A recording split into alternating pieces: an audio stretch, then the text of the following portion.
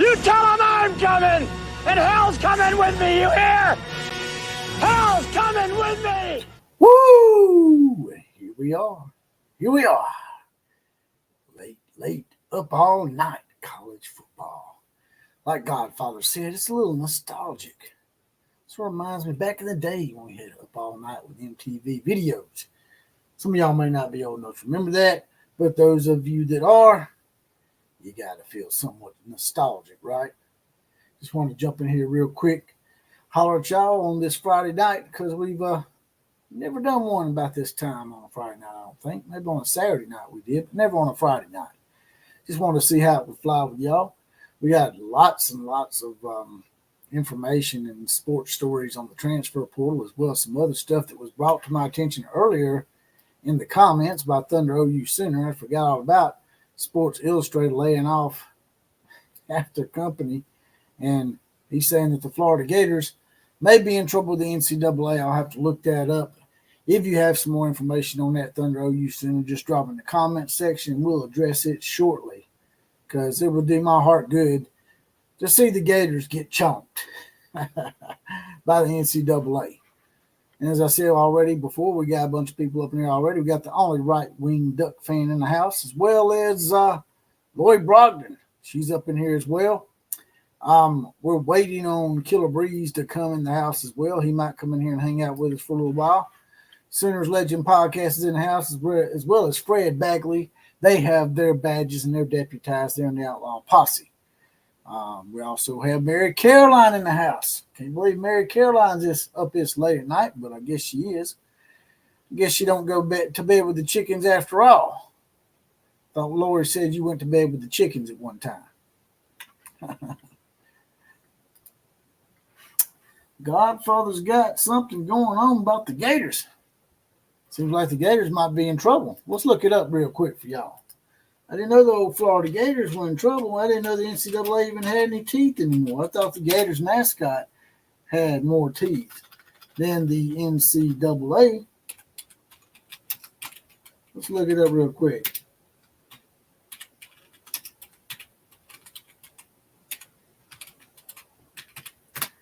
All right. Yep. Looks like that news agency, Sports Illustrated, actually has a article on it. So is ESPN. All right. Didn't know that the Florida Gators were in trouble.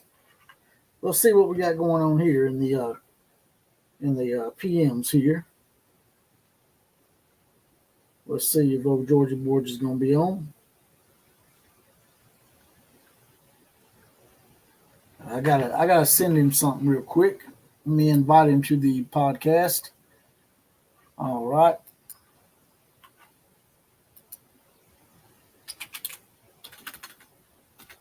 Gmail it to Killer Breeze. If y'all want Killer Breeze on here, I'll bring him on here for y'all. Let me compose. Killer. All right. Paste. Send. All right. There we go. You're asking, you shall receive. If you have a request, if y'all got a request for a song, I'll try to sing it for you as well. David Wood says, quote, "It ain't about winning anymore." That's true. That's one of Alphonso Taylor, is that his name? The Alabama defensive lineman or offensive lineman, I can't remember. He basically said that in a comment. A lot of Alabama players have been calling out Caleb Downs and some of the other players that have been leaving. As you know, today, Julian Sayin entered the transfer portal, and Kalen DeBoer promptly replaced him with Austin Mack, who's a pretty big quarterback. Dude's 6'6", weighs 226 pounds. So he's the prototypical NFL-esque type quarterback that has come in to replace Julian Sayin in the Alabama quarterback room. When I heard that they were bringing Austin Mack in last night, I was telling my podcast brother, Jonathan Lewis, that more than likely Julian Sayin would be transferring out, or somebody would be, because it's just too crowded. And he said, well, they're all competitors. Yeah, they're all competitors, but it's one thing to be a competitor and another thing to have too much competition. and that's just too crowded. And I really can't blame Julian Sayin for transferring if they brought in Austin Mack first. But from what I'm understanding, Julian Sayin may have transferred before they brought Austin Mack into the fold. I'm not sure about that. Godfather may know more about that than me. All right. 1989 M's in the house says, hey, Outlaw, Roll Tide, Boomer Center, go blue. I've been wondering, did you ever watch The Creator called Matt? Be great. He's a fair Bama fan like you. Young person's well, great insight. Yeah, I've seen his stuff before. He's all right. It ain't really my cup of tea. He does have a lot of subscribers, but he did start his channel a long time before I did. But he has made a huge success out of himself. I think he even bought a new house from the money that YouTube gave him for the channel. But he's got like almost 300,000 subscribers, right? Big Honey's Kelly says the Gators are getting chomped. Let's present this to y'all. Let me bring it up for y'all since Thunder OU Center brought it to our attention. That's why this is called the home of the Common Joe and the Common Sally in the know, even more so than all the media talking heads. Because Thunder OU Center, he's one of the Common Joes, and he put me in the know. So let's bring it up.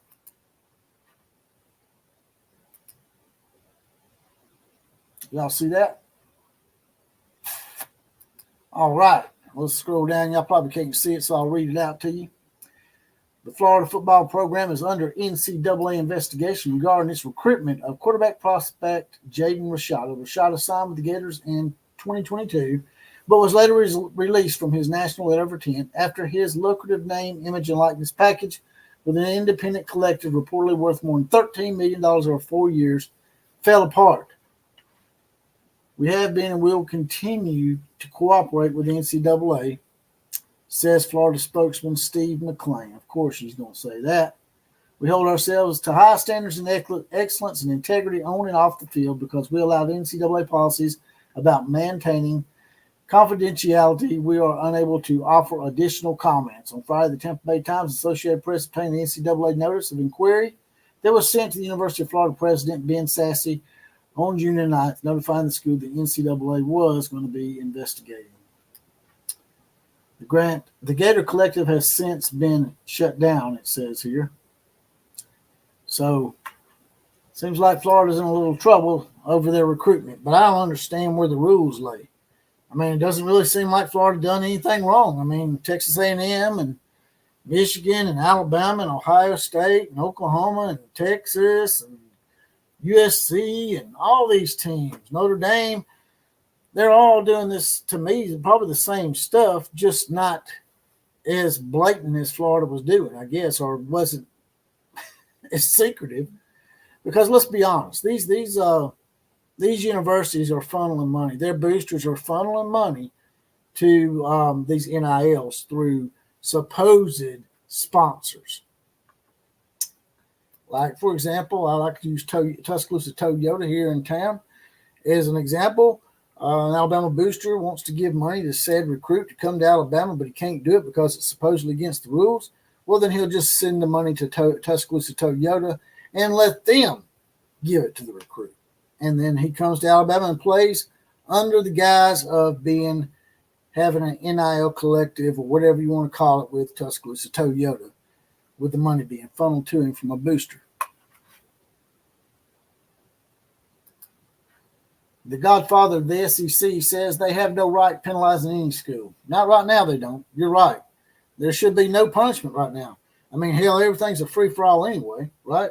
The transfer portal now, there's like 12 states trying to get something passed where these players can just up and transfer as many times as they want.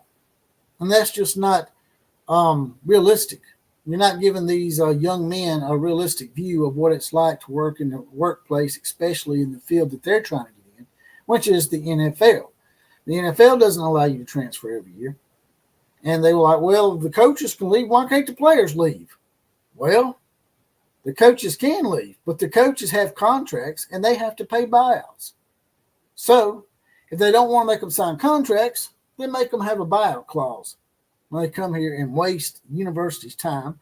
And yes, I know my team has been the brunt of this here lately, but there's been other teams in the past, And I've taken up for other teams in the past. So for people to come in here and say, like they've been doing, that I'm only getting mad because it's Alabama, that's a lie. I've been talking about this shit ever since what happened to Oklahoma about 2 years ago, where their team was unfairly gutted and a lot of their players were lured into the portal, which is against the rules, by the way. It's just very hard to prove.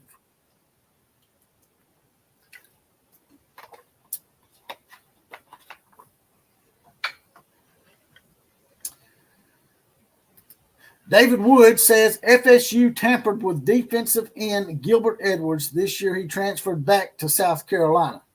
That would not surprise me, David Wood. You got a lot of comments coming here, fast and furious. We're over 30 people already, so if you want to get your comment, push the top and get me to read it out and respond to you, then all you got to do is hit the little donation button at the bottom. It's a little dollar sign with a little circle around it. Click on that, write your comment out, then hit send, and it'll highlight it, and I will answer it because it will push it to the top above everybody else's.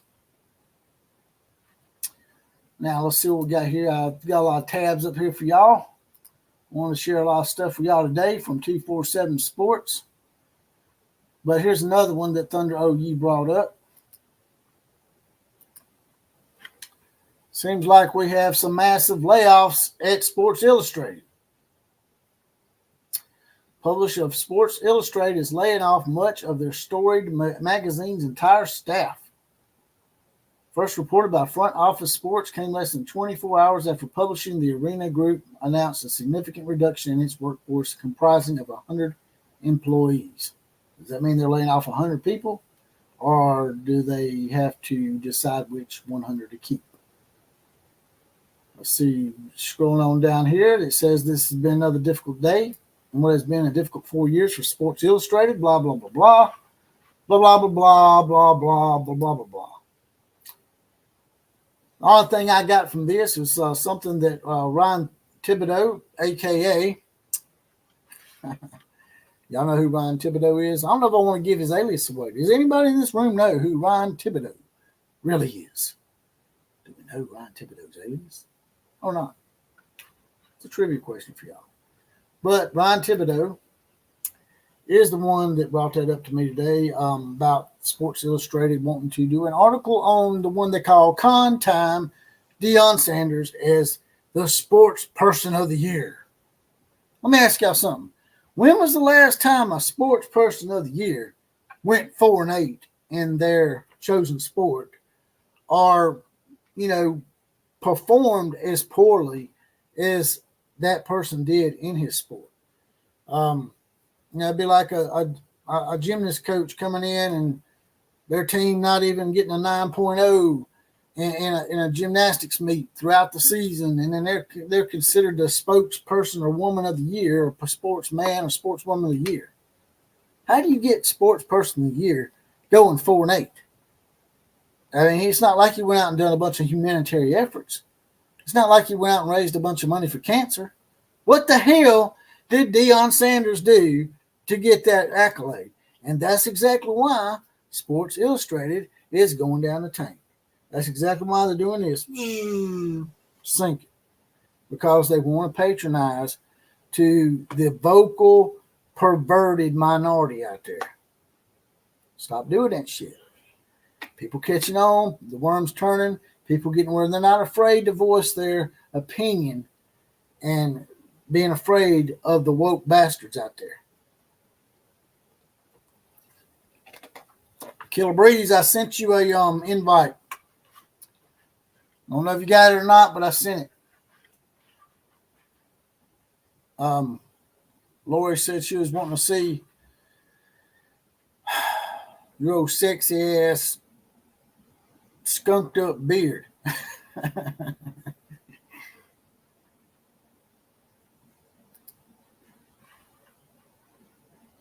Mary Caroline's raising her hand. She knows who Ryan is.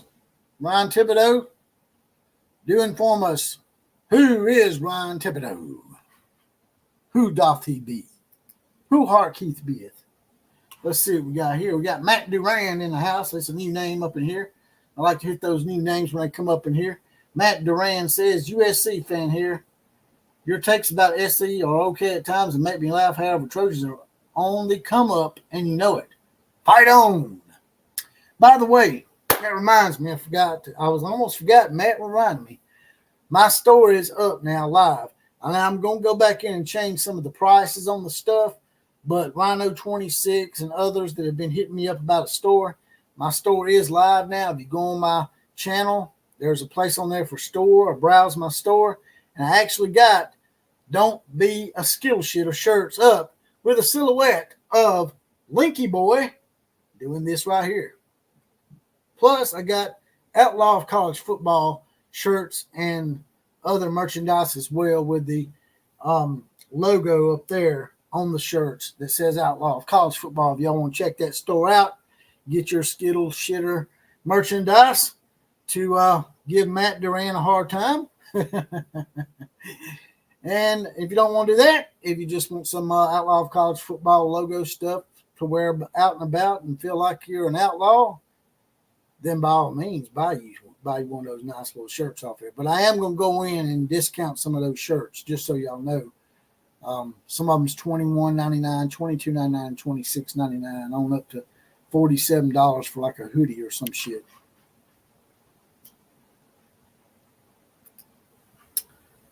Fred Bagley says Dion shouldn't have even been on the list. SI needs to go back to being SI. Yeah, a lot of big name brands need to go back to being what they used to be. They want to get the same clientele that they've been getting. Like Bud Light, for example. I mean, you're going to cater to a segment of the population. It only makes up maybe 2% of the population, maybe not even that much. That's the transgender agendas. Most people aren't down with that shit.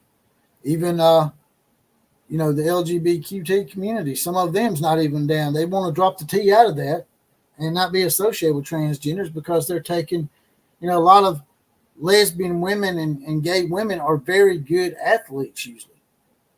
Not always. I'm just saying, I'm not stereotyping. I'm just saying that there's a lot of women in sports that are gay.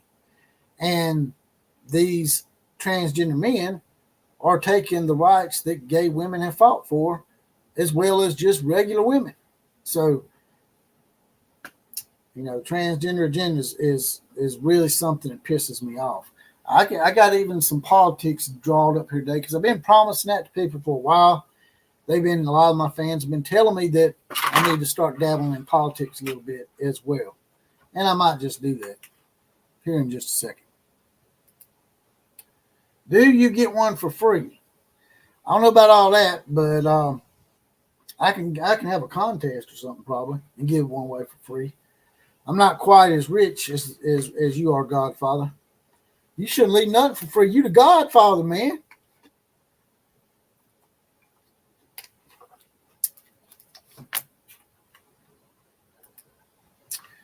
$19.89 M in the house says, hey, OCF, the only con time deserves to be on is the list of the biggest con men in America. Facts. That is a fact, Jack. I've made it the con man of the year. Man, I'd go out and buy about 20 copies of that shit probably, Now I'm going to present the screen here for y'all. Bring up some stuff that's been going on. As y'all know, here we go. This is 247 Sports, as you can see here. It's the Buckeyes version of this. Breaking news, elite safety Caleb Downs commits to Ohio State. And there is rumors that Julian Sayin is going to commit there as well. Also, as you can see right here, it says Ohio State officially announces Bill O'Brien's hire and what that means for Brian Hartline.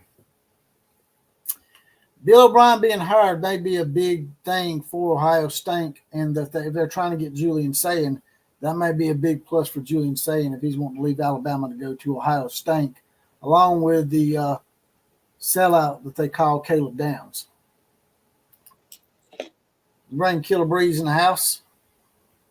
I sort of told him at the last minute, so y'all can excuse his tardiness. What's happening? Oh, nothing, man. Just a lot of shit going on in transfer portal, and I don't know. I just got a wild hair at my ass and decided to get on here and hang out with everybody. Alabama's kind of getting their ass kicked a little bit in the portal. Yeah, they lost Julian Sand, but they did add Austin Mack to replace him, which was a four-star quarterback. Julian Sand's like, they list him at 6 foot, but I think he's more along the lines of 5'10" or 5'11", like Bryce Young. Mack is what, 6'6"? Yeah, he's a big old boy. He's 6'6", 226 pounds. He's the prototype NFL type quarterback, wouldn't you say? 6'6", dude. That's a little bit taller than even I think prototype would be more in the 6'4" range. I know he's got the prototype down pat though, right? Yeah, I mean that's a big dude. How quick is he? I have no idea. I haven't done a lot of work on him yet, but DeBoer was recruiting him at Washington. He was at Washington as a redshirt freshman. Oh, he was at Washington as a redshirt. Okay. Yeah, he had a redshirt last year because of Michael Penix, of course. And now that Penix is gone, he was going to be the starter, but now he's not because he's coming to Alabama. But what he don't realize is we still got some pretty good quarterbacks here. We got Jalen Milroe, who's probably going to be the starter next year, as well as Dylan Lonergan and Ty Simpson in the quarterback room. And with Julian Sayin here, you had 5 quarterbacks in the room, so can't really blame Julian Sayin for leaving if they brought Austin Mack in. But I don't know how that worked. I don't know if Julian Sayin decided to go in the portal first and then they brought in Austin Mack, or if they brought in Austin Mack and then Julian Sayin decided to leave. Well, it doesn't even matter at this point. If they don't want to be there, let them go. But at the same time, this is unsustainable, man. This is unsustainable. Thunder OU's asking me if I'm going to buy the last Sports Illustrated magazine with Deion Sanders. Yeah, we were just talking about that. No, I'm not going to buy the Sports Illustrated with Deion Sanders. I'm not interested. I think Deion was obviously a great athlete, and I'll give it to him. He's a smooth talker, but a blue chip coach he is not. I don't think I don't think going 4-8 is indicative of being a superstar coach. And I suspect that all these, buddies of his from the NFL that he's bringing in, like Warren Sapp, I think that's going to be a train wreck too. Warren Sapp. He's not the only one, and Deion's starting to bring in a lot of NFL guys that are more his. They really haven't been coaches up to this point. Now that's not to say they can't coach, but I just don't think it's gonna work out. It looks great on paper, I guess, but I don't see it working out. It's and he recruited Bill Goldberg's son. I think his son's playing. I don't know if it's quarterback or what he's playing. I can't remember the position. Might be wide receiver or something, but he's bringing. He has this theme where he likes to bring in people with some kind of celebrity status connection, and right. I think it's just absolutely ludicrous and ridiculous. And he is really going to, I think, run the Colorado program into the ground if he's not careful. They may be in some trouble in a couple of years.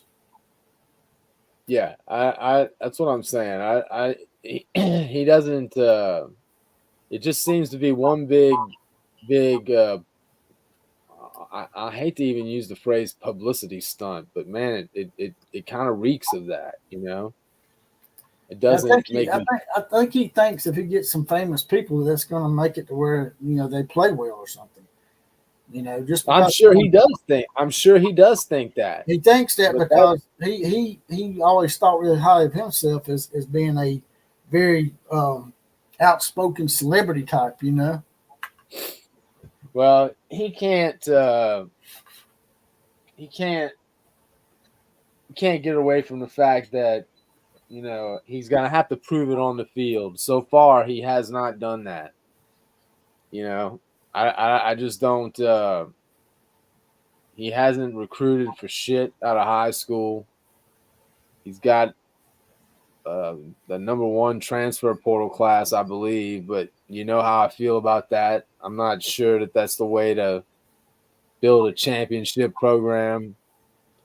So, until he proves it on the field, I'm not gonna treat him like he's the second coming of Bear Bryant.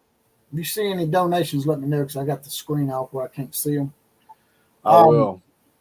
I was looking at Oklahoma's 247 website here. It looks like y'all have offered a wide receiver, a 5-star wide receiver. Is considering Oklahoma one of his final 5. I think his name's Jamie French, but he's got 2 F's in French. I've never seen French spelt like that. Me either. Me either. French. I tell you what, man, Emmett Jones has been. Who? Emmett Jones is the guy that Venables hired as the wide receivers coach, and man, he's turned out to just be a recruiting stud. He's well known in the Denton, Dallas area, but he's got Texas kind of locked down, and he hasn't missed a lot. So if they're offering, I like his chances. Although, is that the kid from? That's not the kid from Mississippi, is it? Is that kid from Texas or Mississippi? I'm not sure about that. 1989M makes a good comment. He says he saw a great quote from an Alabama guy online regarding the portal drama that's going on at Alabama. As I mentioned earlier, it's funny how I started this 2 years ago, where I was trying to basically take up for Oklahoma a little bit. And now it's happening to my team. Yeah. The only difference is some of the Oklahoma people seem to have forgotten that. And I've had some people get in there and say, the only reason you're doing it or complaining about it is because it happened to Alabama. I'm like, dude, I've been talking about this shit for 2 or 3 years now. Matter of fact, about Oklahoma and how that shit went down. How, the players didn't simply go to the transfer portal. They were lured over there during the freaking season. And, it's just the shadiness that's going on, man. The NCAA's lackadaisical efforts to do anything about it. Now they're talking about punishing the Florida Gators for some bullshit. I'm like, y'all need to get this shit under control with transfer portal NIL shit and stop worrying about these other petty-ass incidents. They're going to have to figure something out because at the end of the day, I just don't think it's sustainable, man. Like, you just can't. Teams have to be able to, if you leave it the way it is now, it's just gonna make teams vulnerable in a way that they shouldn't be, and it's gonna be too easy to tear up a program and do serious damage for a while if you don't get it under control. By the way, that kid French is from Jacksonville. He's from Florida. Okay. I didn't finish this comment. It goes on to say, he says, it goes like this. The quote that comes from an Alabama player, I think it was Alphonse Taylor. Win with us or watch us win. That's pretty much true, ain't it? Right. It's great. And I could understand players wanting to transfer out because there's a new coach coming in and stuff. I understand all that. And I used to be a proponent of it, as I said. But now that they're getting paid and using the university to make their NIL famous, then they just should owe the university something. If they want to be treated like the coaches and be able to leave whenever they want to, Well, then they need to take some responsibility as the coaches have to. The coaches have to pay buyouts. That's what they don't realize. I agree. They can't just up and leave without some kind of penalty. They have to pay a buyout. So there should be some kind of deterrent and something to help the university be whole again when this kind of shit happens, because the same shit happened to your team, Oklahoma. Big time. I mean, what happened to Oklahoma is had never happened before. I mean, it just, losing your entire, well, not your entire team, but some critical pieces of your team along with your coach was nuts. It's not, it's just not the way it used to be, You just didn't have to worry about it now. And I mean, you think about how crazy it is now that you essentially have to recruit a player. You're recruiting a player, the really good ones, from early in high school now until they leave your program, because you never stop recruiting them while they're there. I mean, it's the craziest. That shit's not It's fair. crazy. It's not fair to coaches or the fans. No. And I understand they're saying, well, boo-hoo, all these years the players have been abused and been taken advantage of. And it's just like the old saying goes that, two wrongs don't make a right, right? And just because someone done something bad to you don't mean you get to go out and kill somebody, 100%. Especially somebody that really don't have anything to do with it. Absolutely. But, I mean, look at what – Caden Green this year leaving Oklahoma and basically trying to hold him ransom and then still leaving, I mean, it's insane. It's basically his dad. From what I understand, the kid didn't really want to leave. It was really his dad that kind of orchestrated everything. But Caleb Downs' dad had something to do with this. I'm glad you brought that up, because his dad got on Twitter and was basically taking up the fight for his son, because people were, giving him hell. Players on the Alabama team were giving him hell.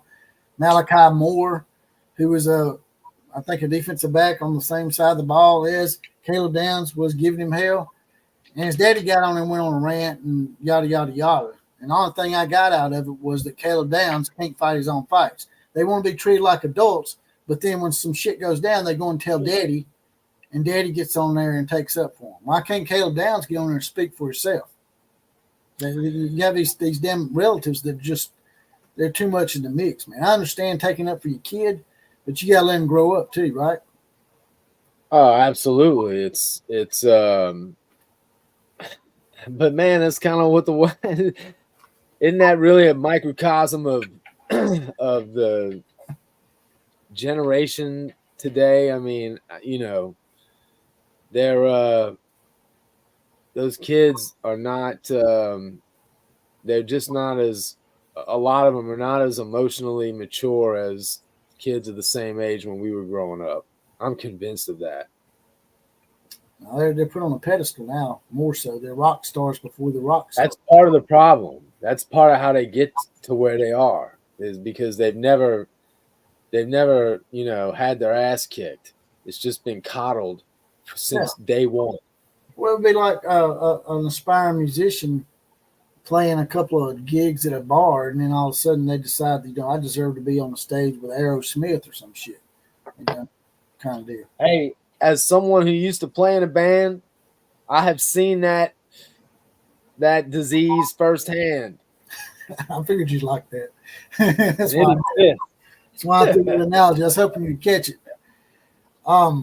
Big Cojones Kelly sort of makes a reference to what we was talking about with Deion Sanders bringing in players and coaches with celebrity type status. He says popularity brings eyes to the program. That is true.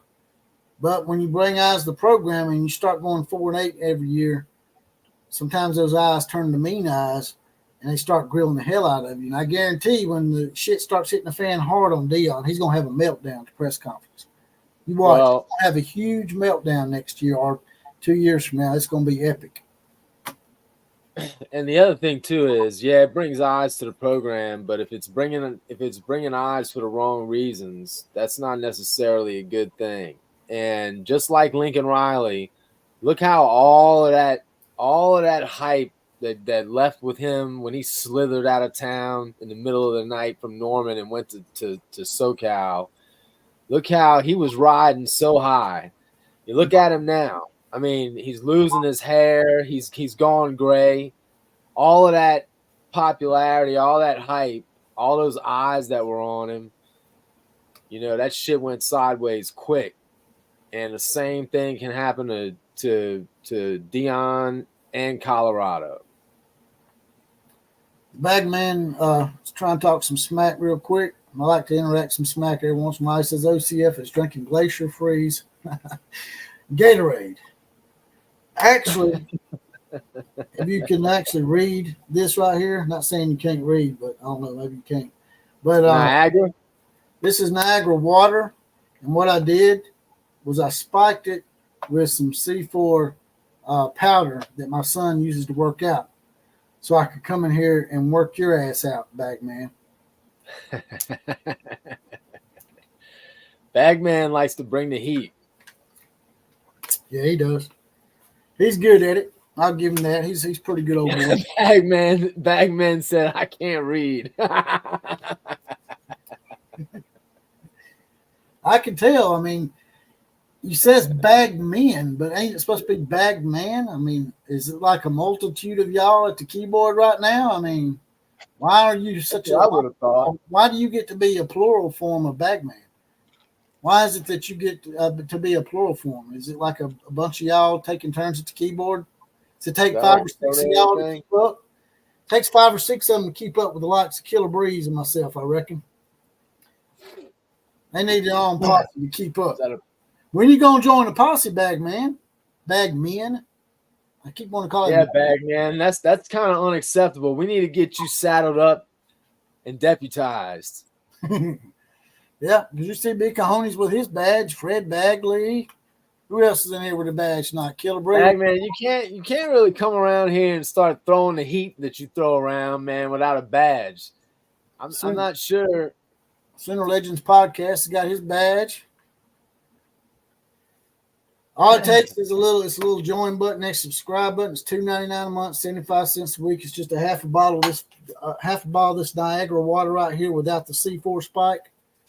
75 cents a week. Get your badge, get deputized. Random 4 horseman shout out, possibly, as well as be the comment of the day. By the way, at the bottom of the screen, you'll see VIP donors, and at the end, you will see today's random 4 horseman shout out at the end of this as well. 1989 is asked, saying, I'm sure you remember that Red River game when Caleb made his name and Riley was a hero. It was magical. I remember that game. It's so messed up how it all turned out, honestly. Yeah, that's a good life lesson, which is the grass is always greener. Because if you're Caleb Williams, I don't think there's any question that if his ass stays put, Oklahoma is probably makes the playoff this year. And as it turns out, he had all that promise after that Red River game because that comeback was unbelievable. And with all that promise, it basically got flushed down the toilet the last 2 years.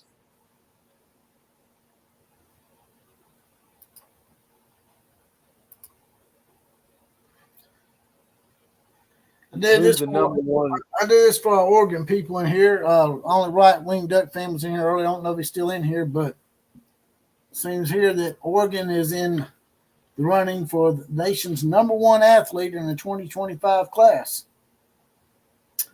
Offensive coordinator Will Stein has recruited 2025 4-star athlete Michael Terry III. I guess he's an athlete, and that means he probably plays multiple positions, right? Correct. So the Ducks keep doesn't surprise me. The Ducks keep marching on. They were able to keep their coach. They thought Alabama was coming to take the shit, and it ended up being their rivals. So we actually did y'all a favor. We took your chief rivals coach away from them. The guy that was 3-0 against Oregon in his time at Washington, that being Kalen DeBoer. Yeah, man. I said all along, and every time Lanning's name came up, I said it on your show a couple of times as well. I never thought Lanning was going anywhere. Lanning has been pretty clear that he's looking to put some roots down, and he's looking to build a champion before he leaves Oregon. And I believe Dan Lanning is the type of guy who is who's going to be true to his word and try to actually do that before he takes off and leaves like Tebow did, acting like he left already winning something. So I think Oregon's about to have a lot of good years ahead of them. I think Oregon, if they could just win that one national championship, they would be a fixture in the playoff picture all the time. They could, if they could win a title, they could be a real threat to run the Big Ten. Well, they might do that anyway. I see a little nugget right here. It says that Bo Nix and Troy Franklin have been mocked to be in the first round of the draft of the NFL. So that'll be something that'll be really good for Oregon going forward to try to maybe get that first national title and stay high in the recruiting rankings. Recruits see stuff like this. They see that your players are landing in the first and second round of the NFL draft. That helps you a lot. Just ask Nick Saban. Right. Sorry, let me do this real quick. Anyway. Just ask Nick Saban about that. 1 second. It's just like a trickle-down effect. Once you start getting players drafted in the first and second round of the NFL draft, other recruits see that. They think that you can get them there, and they come to your school. So I guess only right-wing Duck fan didn't stay around long enough to hear me talk about his team. By the way, if y'all ever want to hit me up and be on the show, sorry about that. If y'all ever, I was just saying, only right-wing Duck fan must have took off before I could talk about Oregon. I hate that for him. Because we got a lot of Oregon people that come in here, but no, only right-wing Duck fan is here. Okay, I haven't seen him. He's still in the house. We were laying down mad props to Lanning and your team and its bright future. Yeah, I was just saying, if they ever win that one national championship, you could be in for a floodgate opening, especially with the Nike money and the support they got for that program. I agree. They have their own little unique niche too that they started. Now some teams have tried to copy them, but they have a different helmet just about every game, which they started that fad. So I agree. I think they probably use that as a recruiting tool too, even though it's probably small and minute. The little things add up, right? Yes, that's correct. That is absolutely correct. I forgot what I was you should be excited about the way it's headed because, man, it's headed straight up. It's headed straight up. Hey, man, I hate to do this. Give me 3 minutes. I gotta let the dog out. Who let the dog out? Now y'all know who let the dogs out. It was Killer Breeze. Y'all remember that old song?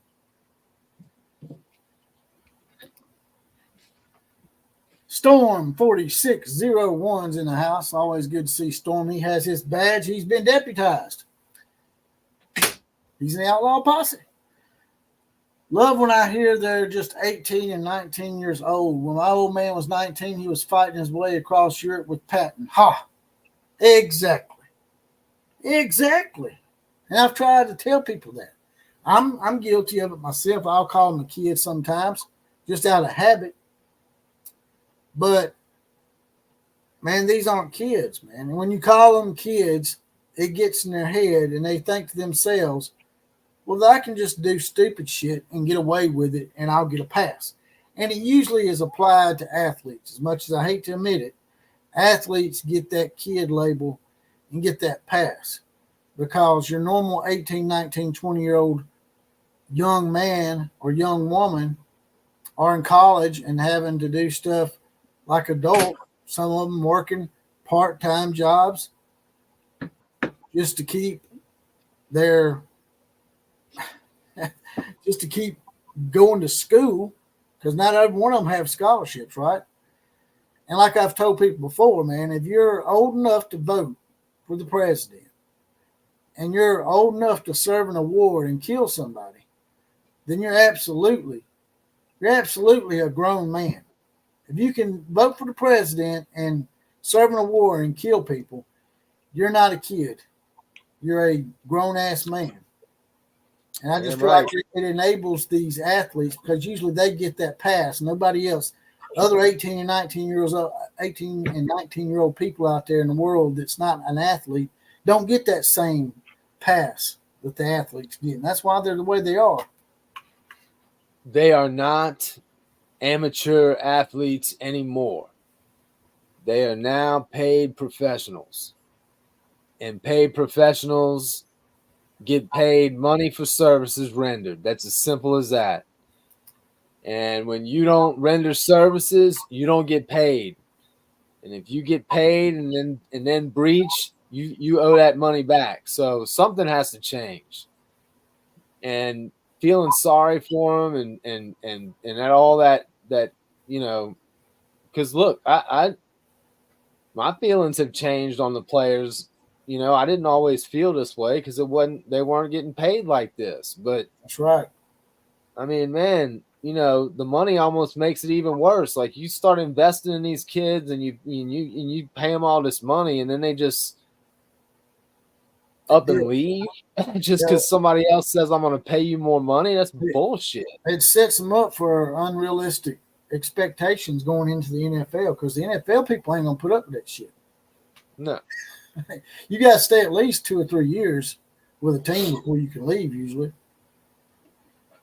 Well, I mean, you know, and now we're seeing kids actually stay in college because let's face it, they're not being held accountable. So it's the life of Riley. You basically have the best of all worlds. You're getting paid and you get to do whatever the hell you want. You don't have any true commitments or obligations that you can't break whenever you want. Like, that's, you know, that's not the real world. That's not the world they're gonna know when they get out. And if they do make it to the NFL, they sure as hell gonna, you know, they're gonna find out real quick what it means to be committed then. I have a feeling that a lot of them are going to end up like Vince Young when he left Texas and went to the NFL and lost his damn noodle over on the sidelines when they were grilling the hell out of him. The fans were, and he basically melted down over and started crying like Caleb Williams shit.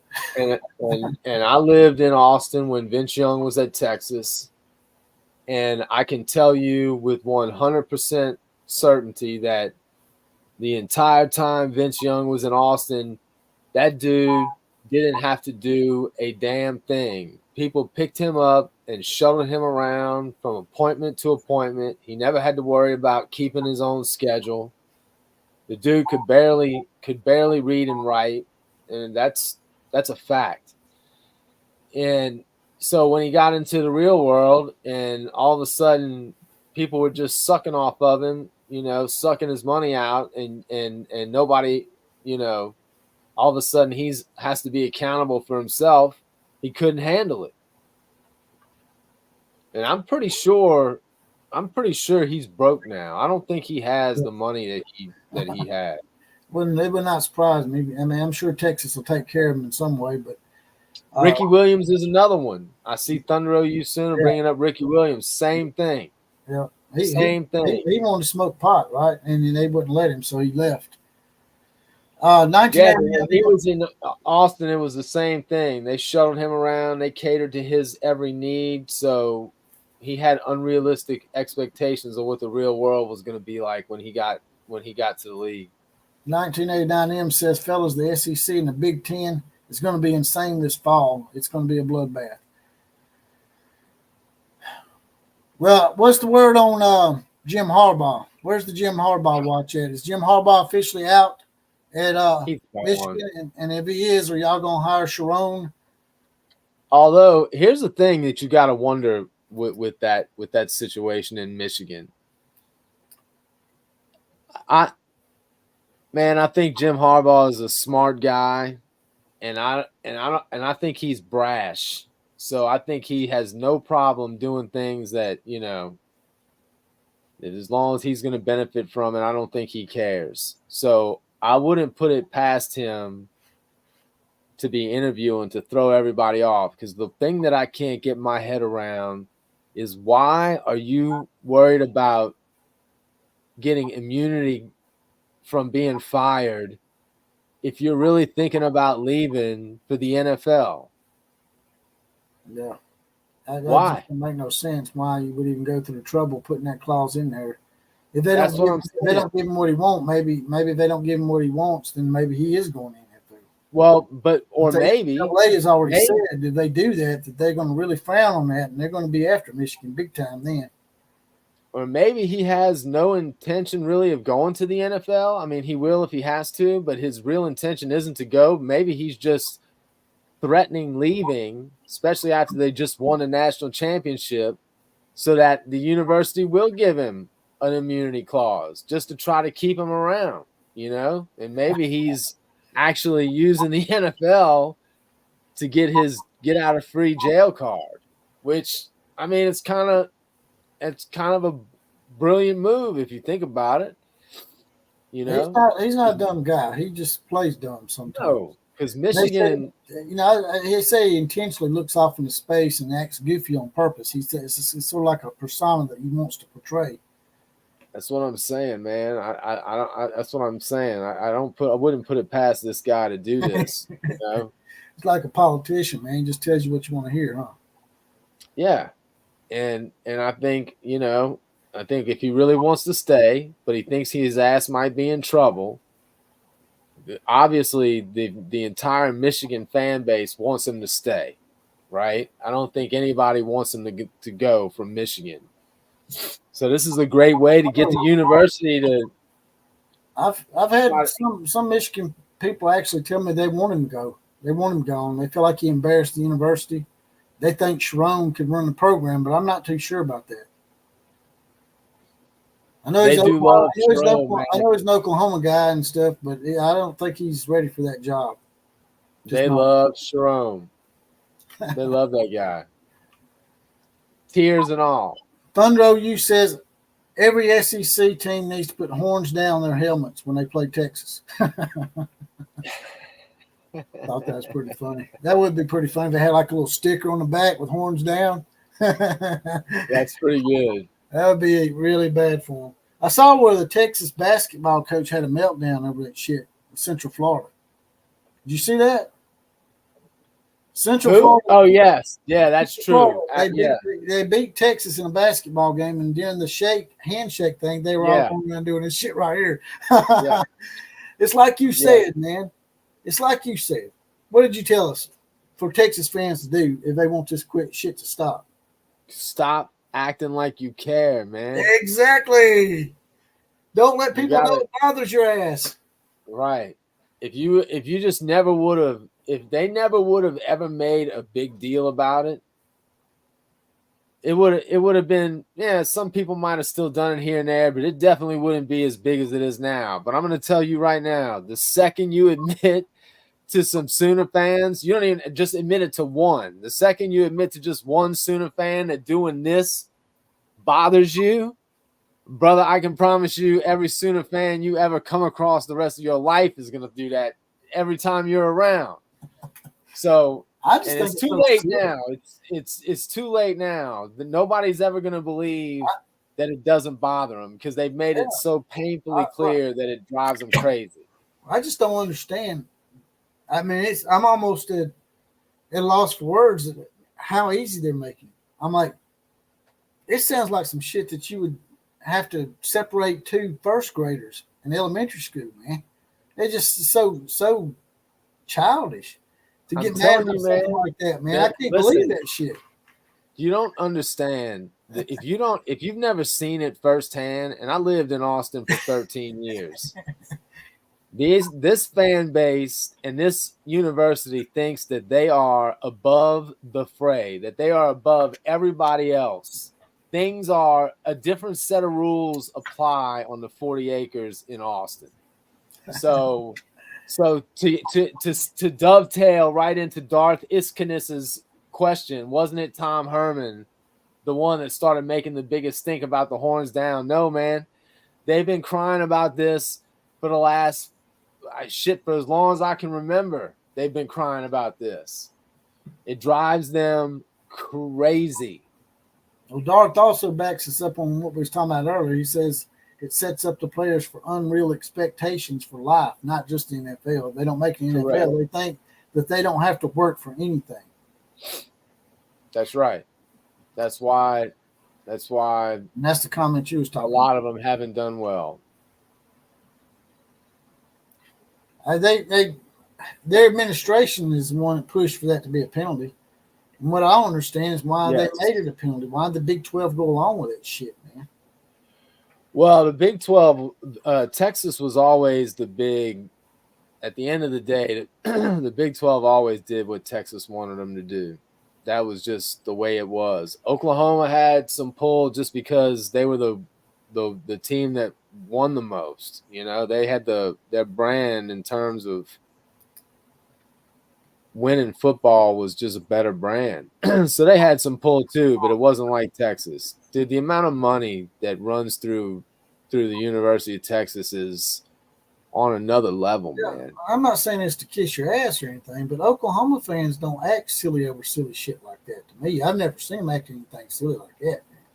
No. I had them get mad and say shit to me and get aggravated with me, but not over something that a first grader could handle that kind of smack talk. No.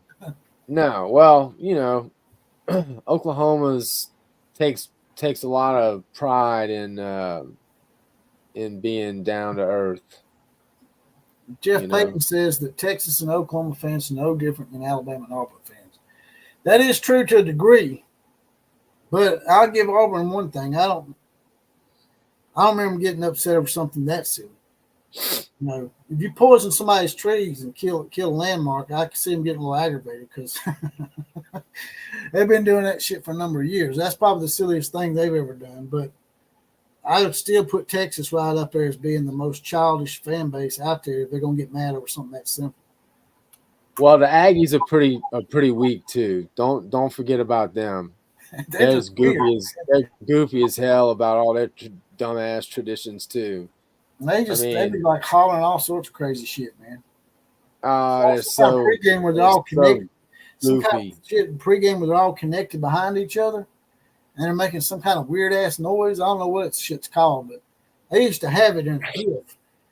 Dude, let me tell you. But they were like hollering and shit, and they looked like they were like running the train on each other or something.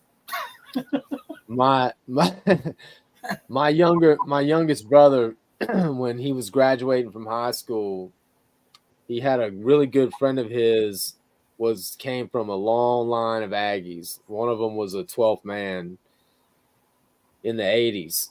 And so his friend wanted to go to A&M, and then another one of his friends wanted to go to A&M. So they all started applying to A&M, and he asked me what I thought about it. I said, man, I think when you go there, you're going to think that you are in the 13th grade. It's going to be it's weird. I don't even know how to explain it, but it's just goofy, you know? And you know, have you ever heard about fish camp at A&M? Have you ever heard of fish camp? Nope. By any chance? Nope.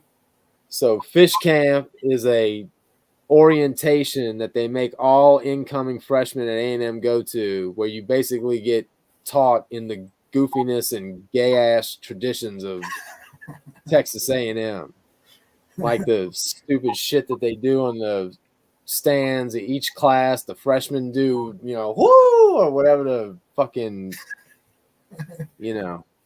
Sorry. It brings out the worst in me, man, when I start talking about these goofy bastards in College Station. Stuff I see them do so spastic, I just can't comprehend it, man. It's like, and then when they start making out with their ugly ass girlfriends after they score touchdowns, and it's gross, man. It's nasty. They start making out with their beast ass girlfriends from A&M. It's disgusting. Marine Center says horns down is done by every school in the country playing Texas. I think it's going to upset the coach next year in the SEC. I think Sark probably thinks it's silly. He may not come out and say it, but I think he thinks it's a little silly himself. I don't think he's going to get mad, but he might pretend to be mad. You know what I'm saying? I mean, dude, it's what? So what is the difference? It's a hand gesture. It's not a violent hand gesture or anything like that. Hell, you're not I even mean, flipping them off. It'd be different if you was flipping them off. that's what I'm saying. So what is the difference between what throwing horns down or some other hand gesture that they might be doing in the stands? I don't, whatever it is. I mean, it's so ridiculous that they make it a thing, but I don't think that they're gonna get that kind of a treatment in the SEC. Then they think they are, and they probably, backpedaled a little bit just to get That's what they want. They're probably thinking, we'll agree to some shit that the SEC is throwing at us, but later on we're going to make our own way, and we're going to make it to where we control things again. But I think they might be in a rude awakening on that shit. The Godfather seems to think he has the solution as to why they act the way they do. He says they're eating bath salts down there in Austin. Well, that's why I can't wait for Texas to go to the SEC, because they are about to be on the same level as everybody else. They're not going to be any better than anybody else. Only right-wing Duck fan says that he pictures A&M being like Blue Mountain State. You ever watch that show? I know what you're talking about. That shit's epic, man. You ever watch Blue Mountain State? I didn't watch it when it first came out. I just started watching it last year. And it's some pretty funny stuff. I don't know if you've seen the new Reacher series. It's on Prime. I haven't seen it. That guy that plays the new Reacher, he's also in that Blue Mountain State, and this shit's just epic, man.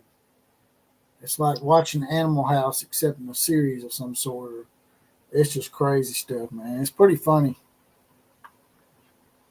I'll have to check that out. Thunder OU is saying Horns Up started in 1955 against TCU. The cheerleaders were trying to make a shadow animal, and it caught on. He just looked it up.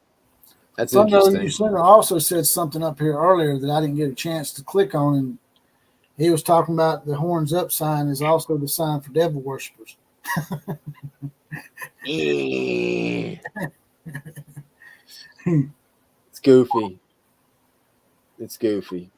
So of all the stuff, just like Texas Tech with their little guns up, it's so stupid. With Alabama having all these issues with the transfer portal now, as an unbiased observer, how do you see it affecting Alabama in the future?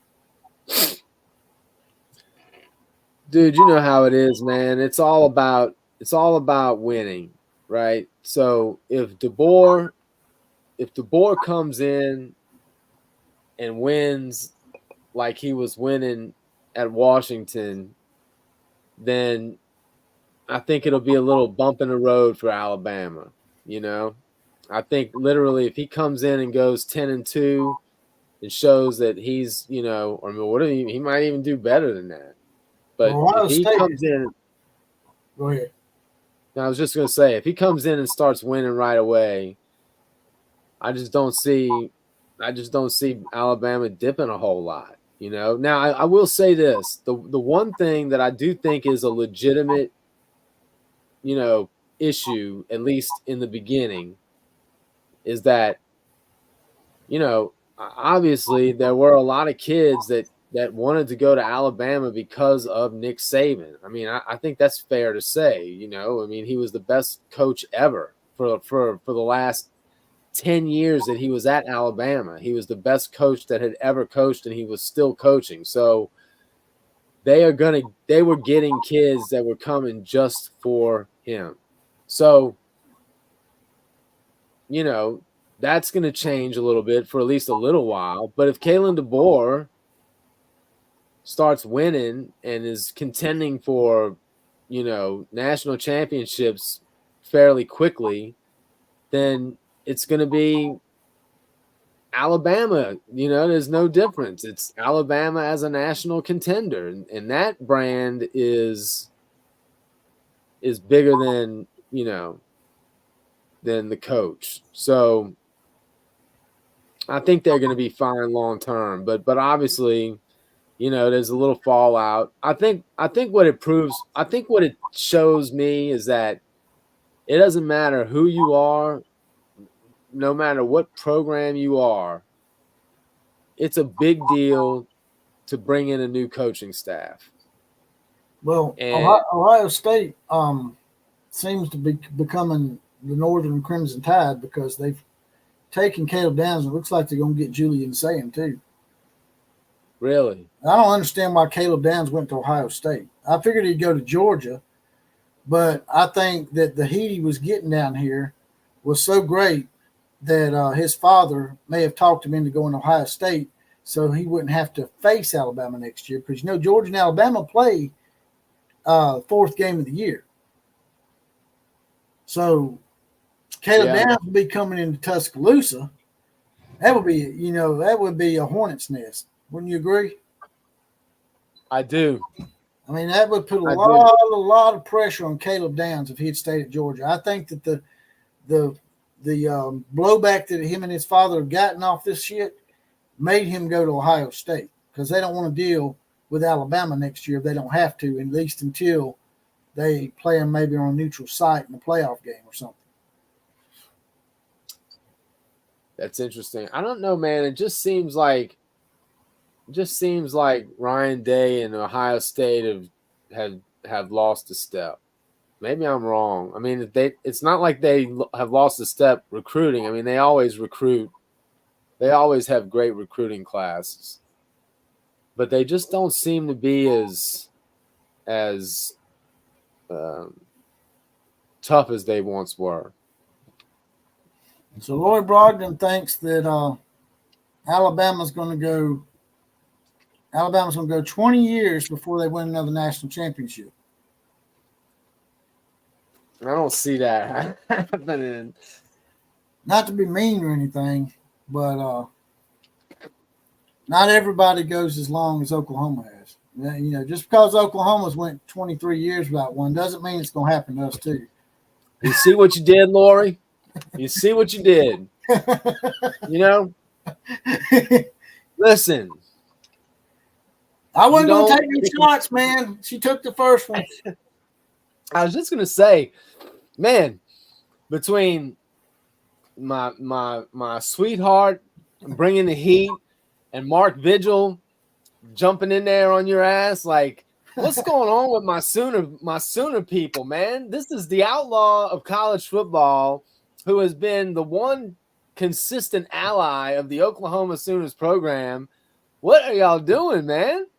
Why are y'all kicking this dude so hard? I think they don't want me around anymore, man. I think they want me to go back to grilling them when I used to call them the Sooner Mutts. I like Oklahoma, man. I could, I used to not like Oklahoma until this shit went down with Lincoln Riley. I didn't hate Oklahoma. I was just indifferent. But the more I got to realizing that they're basically the same kind of people as Alabama fans, man, I've actually gotten to where I like Oklahoma a whole lot, as you can tell by the stuff on my wall and the Boomer Sooner thing I got over here and that kind of deal. Yeah, man. The love is real. Marine Sooner with a super sticker. Appreciate Don't tread that, on man. me. Appreciate that, brother. Appreciate the super sticker. Marine Sooner with a little donation to the program. Every little bit counts, and I appreciate the hell out of that, brother.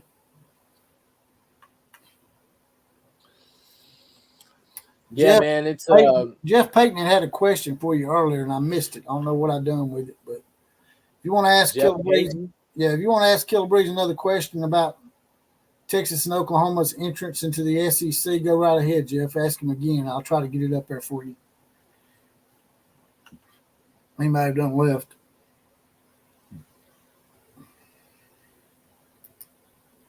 I see what his question is. SEC doesn't hold back shots. Well, I was holding back, man. I wasn't going to say anything about Oklahoma bad until she took the shot first. Jeff, so here's the thing that I always find a little funny. Is this the one right here? Yes. All right. Here's what I always find a little funny. Don't you think that Oklahoma fans know that?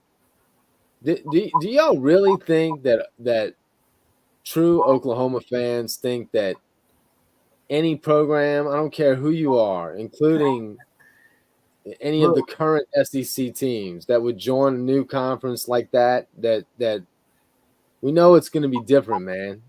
But I also think it's just as goofy for the people that think that Oklahoma is gonna be like Missouri. Give me a fucking break, man. Oklahoma has never been Missouri or Texas A&M. I mean, Texas A&M. It was not the same that way either. I don't think Oklahoma's going to be like Texas A&M, but if Oklahoma were like Missouri, that might be a good thing because Missouri did go to the SEC title game 2 years in a row.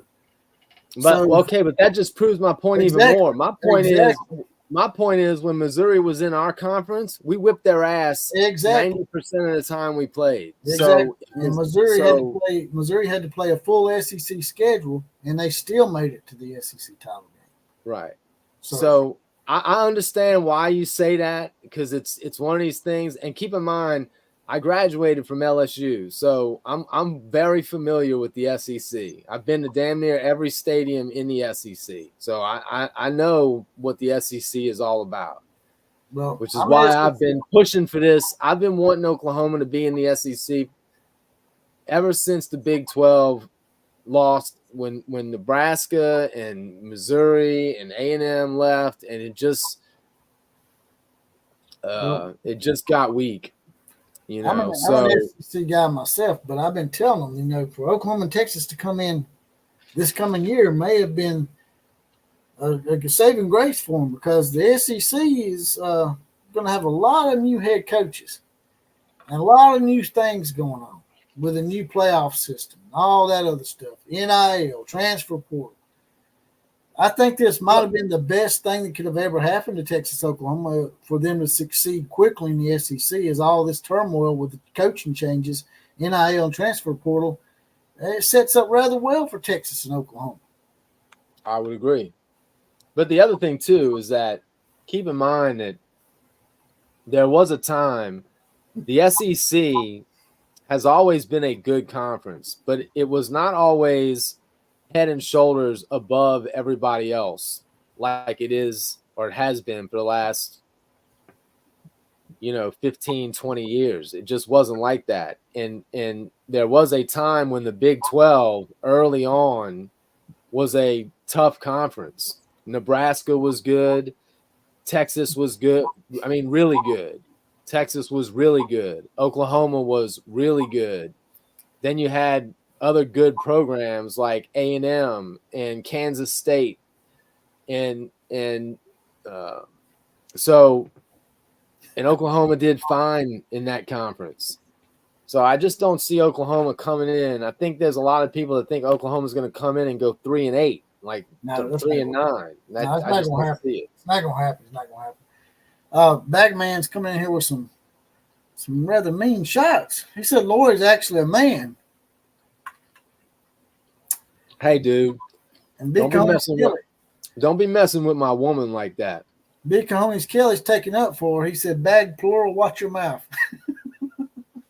Get on him, Kelly. How can you be bag men? I don't understand that either. I always want to say bag man. You need to go in and edit that shit, man. All you got to do is take that E and turn that motherfucker into an A.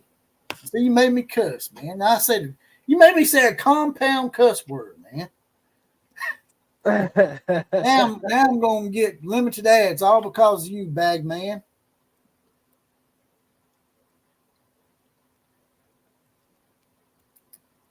Lori wants to assure you that she is not a man. She's never been a transgender. She never strives to be. The real question is, are you a man or are you amongst men? Since you are bag men, does that mean you take it from multiple men? Are you like one of them A&M cultists that like to take it on the sly? Wow. This just got super weird real quick. Exactly. You talking about Texas A&M and whether Lori Brogdon is a man and whether bag men is taking it from other men. I don't know, man.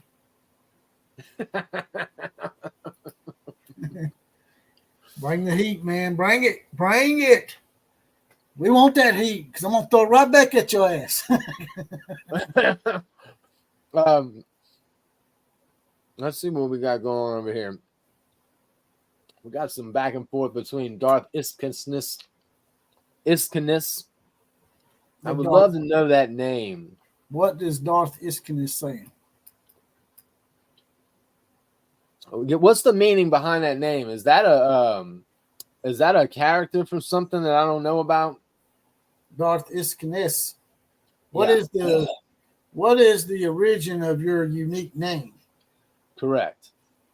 Killer Breeze, let me say this. I have no doubt Oklahoma and Texas will thrive in the SEC. I just don't buy this idea they will run roughshod and dominate the league. Nobody's saying that, I don't think. Not from our end. Yeah.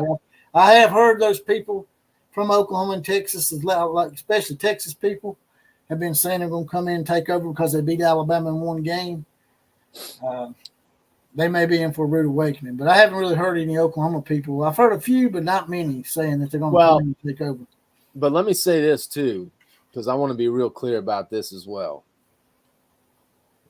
We really do believe that Brent Venables is building a program that's going to make a run. So we do expect to have our fair share of years when we are the best team in the conference. I expect that.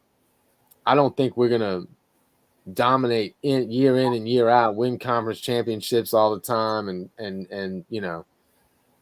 But I do expect Oklahoma. I fully expect going to the SEC being the catalyst that makes Oklahoma a lot better and back to where they were in years past. I believe I thought that this was something that needed to happen for a long time. And it really boils down to that whole iron sharpens iron thing. So, because I've just seen it happen too much, man. I've been to so many big Oklahoma games that we've lost. The championships to USC and Florida, I was there. I saw those games, man. Losing to Boise State, I saw that game. I you know, and we just, when it came down to the end of the year, it just felt like we didn't have enough that tested us during this season. That's what it felt like to me. So I know one thing, when you can make it through the SEC and you're one of the best teams standing at the end of the year, I don't give a shit who you have to play in the last game of the year. You're not fearing anybody. So that's what we need from the SEC, and I think that's what we're going to get. Bagman said there's like 4 of them. Never heard of 4 people sharing one channel or one moniker. Me either. So it's just a bunch of y'all sitting around at your fraternity. I mean, where are y'all at, man? Is there 4 of y'all living together? Are y'all like Texas A&M and y'all got a Yale crew and stuff at your house? Since there's 4 of you, are you top or bottoms? But he's got his photo, his profile pic is Switzer and Osborne. Oh, right. Are you saying that Switzer and Osborne swap spit or something? Man, I don't understand. Hey, easy, big fella.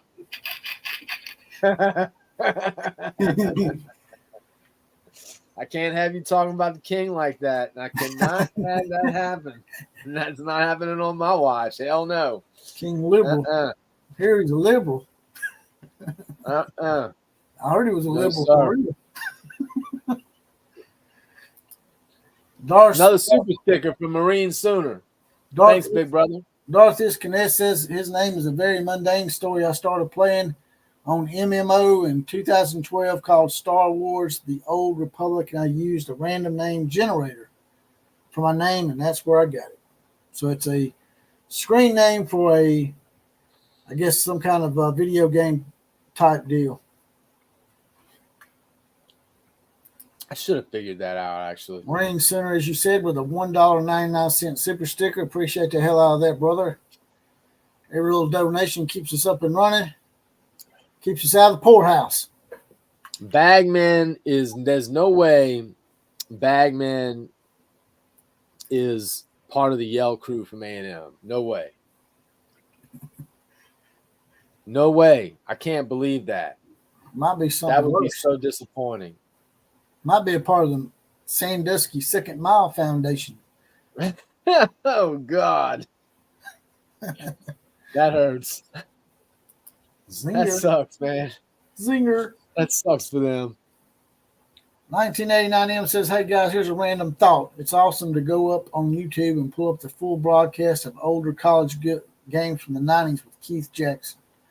Yeah, I do that a lot. I go back and watch old games and stuff from back in the past. Even some of the losses when I was real young, the first losses, I'm sort of like Nick Saban in that a lot of the losses stick out more for me than the wins do sometimes. But I tell you what else I like to go back and forever. Tell you something else I like to go back and watch a lot of. Y'all may not be a fan of. You know, I'm a professional wrestling fan. Yes, I know it's fake, but so is Rocky. But I like to go back and watch old wrestling shows from my area. I used to watch Continental Wrestling with Gordon Soley. And they used to have wrestlers like Bullet Bob Armstrong, the Tennessee Stud. And they crossed over with some talent that y'all probably know from AWA and stuff. So I don't remember Continental, but I grew up watching Mid-South and oh shit, man. Now I'm not gonna remember what the Mid-South was. That the one that was in Tennessee? Or was Mid-South probably North Carolina or somewhere.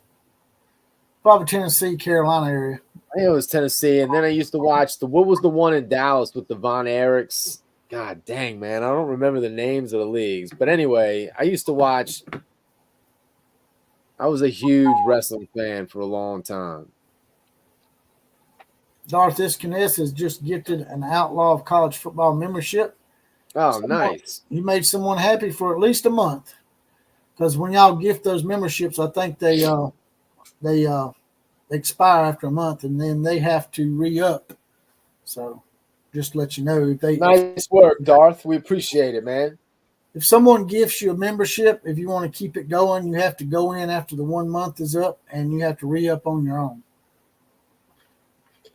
Von Erichs was Marine Suna says Von Erichs with WWF. Man, you know what I didn't realize? The Von Erichs actually started out. The Von Erichs started out in AWA, and then they went WWF. Did you know that 3 of the Von Erichs have killed themselves? Yeah, man. Oh wait, you can't say that on YouTube, huh? They done a documentary or a movie on that, didn't they? Just now, the Von Erich man, movie? brutal. I want to watch. I didn't realize that they unalived themselves. I think that's what you're supposed to say now. If they killed themselves, they killed themselves. I don't understand why. Well, that's what they did. Yeah, it was fucked up. I didn't realize that. What is false? What is false? The fact definitely not what we're talking about with the Von Erichs. I can promise you that. Well, Von Erichs did start out in like the AWA or in the Texas area. So I remember him wrestling against Kurt Hennig when he was there. Before he became Mr. Perfect. Everybody ended up in the WWF eventually. Yeah. They intertwine talent all the time. So I thought the WWF, I didn't think they were in I thought that they were in, there was another regional. It was. This one right here, the Jeff Payton's talking about. The WWF. It used to be called World Class Championship. That's it. But they changed the name and done stuff and went back and forth from different organizations. Man, they've been everywhere. Yeah, man. But that's the I miss that kind of wrestling, man, because it was just less. I don't know, dude. It's such a production now that it's kind of I don't know, kind of bums me out a little bit. I miss just straight up Junkyard Dog fighting Ted DiBiase or some shit, you know? That's what I want to see. And then I just like the old school press conferences. That's something I like to go look at. I like to go watch old wrestling press conferences with Ric Flair and shit from the late 70s and 80s. That is awesome to me. They do a little montage on the mic. Oh yeah, well, I mean, I used to remember. I swear to God, I watched some of them, and I feel like I remember watching them when I saw them live. But yeah, you know, when they're back there talking to like Jim, what's the guy from Oklahoma? Jim, the announcer. Damn. Jim Ross. Jim Ross. Thank you. You know, they talk to Jim Ross or Gene Okerlund. You know, the what did they call those when they get back there and hype everybody up? The interviews. I promise to do this at least for a little while, but Donald Trump is talking a little politics now. Might piss some people off. Donald Trump is set to get Tim Scott's endorsement, striking a blow to Nikki Haley. Did you hear about what they were doing in New Hampshire? Which part? Well, I heard that the Democrats in New Hampshire, because they know Biden's going to be the nominee, that they were changing over to become Republicans so they could all go vote for Nikki Haley. And just to make it to where they could run against Nikki Haley because they figure she'd be easier to beat than Donald Trump. So they're changing their allegiance from Democrat to Republican so they can be like a plant and just cost Donald Trump the nomination. Dude, did you see what he just did in Iowa? It was a record. It was a new record for the worst. He won 98 out of 99 counties. In the 99th county that he lost by 1 vote. That is a shattering record. And keep in mind that in 2016, he did not win in Iowa. So that is a state that was not predisposed to liking Trump, that just voted for him almost unanimously. So I don't care what, but now here's the thing, and this might piss people off, but I just don't. I'm just not gonna. I'm not gonna not say it just because I think people are gonna get upset. Like, I don't trust that they're gonna let him win. Even if he did, you know. So I don't know that there's a chance that he actually has to win. But I think if they didn't interfere, I think he would win by a landslide. Of course. But that's what I'm saying. I mean, what they're doing, man, is basically like they're trying to fix the election again. They're going in and they're changing their allegiance to Republican or to Independent so they can vote in the Republican primary and put Nikki Haley up there as an opponent for Biden because they think they have a better chance of beating Nikki Haley. Nikki Haley sucks, man. Nikki Haley sucks. She's a rhino. She's a rhino, right? she sucks is what she does, man. Like, let me tell you. I'm not for either party, but the way of course not. They both suck. The way the Democratic Party's gotten hijacked by a bunch of liberal perverts has made me turn against them. They're making it easy for me to pick a Republican candidate. The traditional Democrats and Republicans suck. They are the same. There's no discernible difference between the two. Both of them spend way too much of our money, and none of them are accountable for their actions. And that shit needs to be cleaned up and drained out, just like Donald Trump said. Donald Trump is an anti-establishment guy, and that's what we need, is somebody that's going to go in there and disrupt it, because it is, I mean, man, at the end of the day, it's unbelievable how corrupt politics are now. It doesn't matter what side you're on. They're all corrupt. The whole thing is corrupt. Just blatant, man. And I heard in my little multi-chat from a guy named Eric, and Big Cojones Kelly probably saw this too, but he said that Joe Biden was caught on mic saying that he was going to send F-15s to Texas if the southern states were to send their troops to the border to stop the immigration invasion, that he would send F-15s down there to do what? To strike against your own people? What the hell is he talking about, man? Why is he saying shit like that?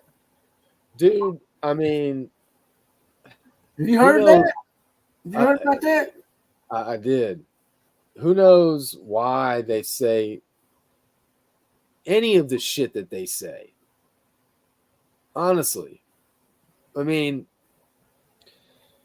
the whole deal, dude. That's what I'm saying. Like, we need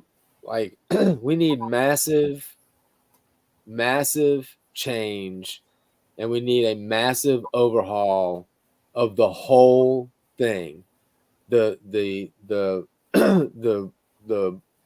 politicians need an overhaul. The all of it needs an overhaul. and we're not going to get there unless we start demanding more from these assholes that we send to Washington and into the legislature. You got to hold these people accountable. What's going to end up happening, man, is just going to be some kind of revolution. It's going to happen. It may not happen in our lifetime, but I could see it happening. It's already started. In the next 30 to 40 years, I could see a revolution of some sort, man, and some successions of states, because Texas has talked about it numerous times. No, it's on the ballot right now. They put up billboards here in Alabama, #succession. So I mean, they just don't. You know, they don't. We have a problem, man. We got the country has divided, but the problem is one side thinks that they know better than the other side, and therefore they're gonna make sure that what they want is what happens, and either give us no choice or give us the illusion of choice. But either way, you're not going to have any say. Hence, taking a man's name off the ballot. That's them telling you that they know better. That we're so, yeah, you might be some nice people that mean well, and that's the guy you want to vote for. But we know better than you, and if that's who you want, you can't have him. That's what they're doing. Or with the vaccine. Yeah. I know that you think you know best about what you want to do with your body, but we're going to make it. We know better. You need to be taking this fucking shot. Like, that's what it's turned into. And that's the left. And the right, they definitely have their own views, and they may, be just as dogmatic, but they don't think that they're not trying to make, the other side acquiesce. Yeah, exactly. It's just not like that. If you're not doing exactly, I heard a good saying. It was something like, on the right side, we can agree about 20% and disagree about 80% and still be friends. But on the left side, you got to agree with 100% of what they agree with. Otherwise, you can't be friends. Like it's turned into this weird thing where they're not okay with people having their own views on things. I've noticed when a vote goes to the Democrats that they're all in unison. You got to give them that. They're all together and they vote as one. But on the Republican side, you have people that are sort of not voting with each other. So the Republicans are screwing themselves too by not showing a united front like the Democrats are doing. Even though the Democrats are the ones that's the issue right now. The only right-wing duck says that she is a Democrat with an R in front of her name, talking about Nikki Haley. Jeff, don't leave, man. Is Jeff upset because we're talking politics? I don't know. I don't see him. What's he saying? He's saying good night, time for bed. Okay. All right. I guess Jeff's getting old. 1989 says, hey, guys, let's be honest. There's no way they're going to let Trump do well, but will his message be loud enough to get people to finally put a stop to madness in D.C.? We are the people. I don't know, man. I would love – nothing would make me happier than for Trump to pick Vivek and have them win. I would just love that. I don't think it's going to happen, but I would love it. I think Trump will win if they if he gets a fair shot. Fred Bagley says term limits is one move that will work. Yeah, there should be term limits. If there's a term limit on the president of the United States, then why isn't there a term limit? What is it? Who is it that don't have term limits?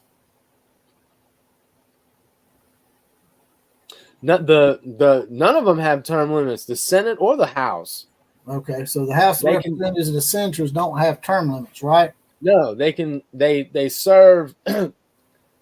The senators serve 6-year terms, and the House of Representatives serve 2-year terms, but they can serve as many terms as they want. Yeah, that makes sense. Look, you could clear up 90% of the problems in Washington if you instituted term limits and you made it illegal for corporations to donate to campaigns. Just do that right there. That right there. Yeah. And you will cut out most of the problems. I mean, the problems are, and let's face it, if you were a big corporation that was donating millions, if not tens of millions or hundreds of millions to these campaigns, would you expect something in return? I would, you know. So that's the system that we have set up here. And with the amount of money that it takes to run a presidential campaign now, you need these corporations' donations because you need that kind of stupid money to run a damn campaign.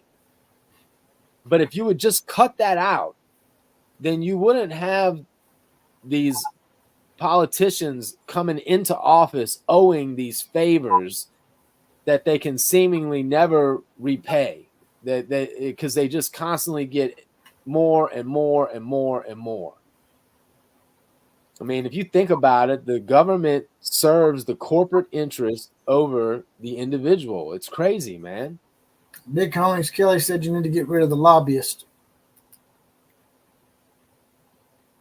Well, if you get rid of corporate donations, you'll get rid of lobbyists.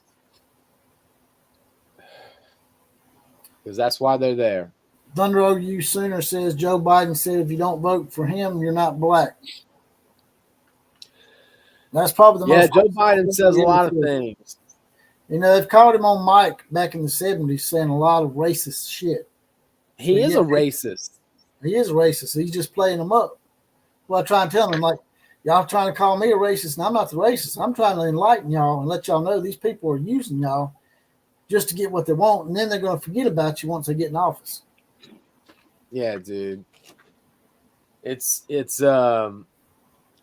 absolutely a racist. He has slipped up many times and said and made comments that make it clear what he thinks, and not just his words, his actions suggested too. I mean, I don't remember I think it was it Robert Byrd that was who was the senator that was a grand wizard in the KKK? It was Robert Byrd. It was a picture of him and Robert Byrd. He was pushing Robert Byrd down in Louisiana, right? I thought Robert Byrd was from South Carolina, North Carolina. South Carolina. It's one of the southern states, and basically Biden was in a picture with him, holding hands with him, and he used to be a grand wizard for the KKK. Yeah. So don't go ahead. Don't let Biden fool you, man. Biden is the worst kind of politician there is. He has no convictions of his own. He'll say whatever the hell he wants to say or thinks he needs to say to get a vote. Well, even if he doesn't believe in shit. Even if a lot of these politicians get in trouble and get implicated in a crime and get convicted, they're not going to put them in a real prison anyway. Right? They're going to put them in some safe house, right? Some little safe prison. Correct. 1989. Go ahead. No, go ahead. Storm 4601. Yeah, I was just saying he had a comment that he said make lobbying illegal because it is in Britain. Yeah. This shit needs to go. There you go. That's the one you want. So he's saying, I'm guessing you're both Gen Xers, which we are, right in the middle of Gen X. and have seen a lot in the political arena in your time. Pardon my French. Has it ever been this fucked up in your memory? Because damn, it's so fucked up. You know what's funny, dude? And you can attest to this, I'm sure. So when I was born in 1973, and as a young kid, I remember that was coming right on the heels when I was born of Nixon, resigning in disgrace after Watergate, and Kennedy being killed just 10 years before that, which is kind of crazy to think about. It's rare for me to think about that when I was like 10 years old, his assassination was only like 20 years old. So the point being is that I remember a lot of political chaos being talked about as I was a kid that had just happened recently, but I didn't necessarily experience it firsthand. Now, I experienced some messed up political times, what Bill Clinton did, to Monica Lewinsky was nuts, unbelievable illegal wars going on. Like, there's been some crazy shit going on, but I've never seen the country this divided. Like, I've never seen this. Well, I'm going to be honest with you. There was a time period there where it seemed like everything was going smoothly, in the 80s. And it was getting better in the 90s, too. I mean, you had all races getting along. You had the We Are the World video. We had every single kind of genre you could think of doing a video together. Right? Dude, it was, I'm telling you right now. You remember that song, We Are the World? Absolutely, I remember that song. Yeah. Then you had Aerosmith and Run DMC. Two completely different genres doing videos together. Then all of a sudden, the Clintons get in office and things go to shit again. It's like they benefit by us fighting amongst ourselves. Yes. No, that's exactly right. They like the division, and it keeps them elected. It keeps them elected because they keep that's what they basically do is stir up fear, and fear gets them votes. Big Cohney's killer with a $5 donation. He says this administration has lied and stole and destroyed just like the devil, but this started with FDR. Now, that is true. I do believe that, we say that this country is so screwed up now, but I think it's only because we're made aware of it. Social media has pulled the curtain back. We didn't have social media back in the 1960s and 70s. So they could hide and get away with shit more than they can now. Now you can't get away with that shit. It's like the Wizard of Oz when you pull the curtain back and you realize everything ain't so kosher, right? Correct. That's correct. Looks like I'm frozen, right? Yeah, your face is frozen. But I can still hear you, man. I'm just saying that this country's probably been corrupt a lot longer than we realize. Social media has actually pulled back the curtain and just let us get a real blunt look at it. Yeah, yes. Don't get me wrong. There's been corruption in politics going back to oh God, what's his name from New York? It was in the gangs in New York. Oh God dang, what was his name? Tammany, that became Tammany Hall in New York. Like, that was known for being corrupt. But man, what you're seeing now, to where you're having politicians now that almost every single one of them is coming into their political careers with very little wealth. Some of them with debt, and they're all leaving as millionaires, 10, 20, 30 millionaires, if not 100 millionaires. Exactly. That is happening across the board now. It's not just one or two that happen to be really connected at the top. It's fucking all of them. Well, Donald Trump come in and actually lost money. right? Right. Well, that should tell you something. That's why they don't like him, man, because he's pulling the curtain back even more. I mean, he's just making it blatantly. And it's just like when he called him out on stage. He's like, yeah, I found some loopholes in the tax system, and I'm doing it because I've seen y'all do it. Yeah. So He's like, you're damn right. I'm taking advantage of that loophole. And so is my political opponents, too. And they're trying to act like they don't. The Godfather remembers we are the world. That was a powerhouse song, man. Yeah. Remember how many people were in that video? I mean, it was epic, man. You had everybody from Michael Jackson, Kenny Rogers to Lionel Richie. It was Bob Dylan. It was everybody. It was crazy, man. That was 1985, man. That was almost 40 years ago. Fred Bagley has his badge. He's deputized. He's like, I was born in 1957. I was a kid when Kennedy died in high school, when Nixon was in. I've seen more change than any generation ever. And yes, this is the worst by far. It may be the worst by far. And my point is that it's only the worst by far because you know it's there now. You can see it because the social media has outed them. Yeah, man, it's sad, you know. Like, I never thought, you know, another thing that was pretty consistent when I was growing up,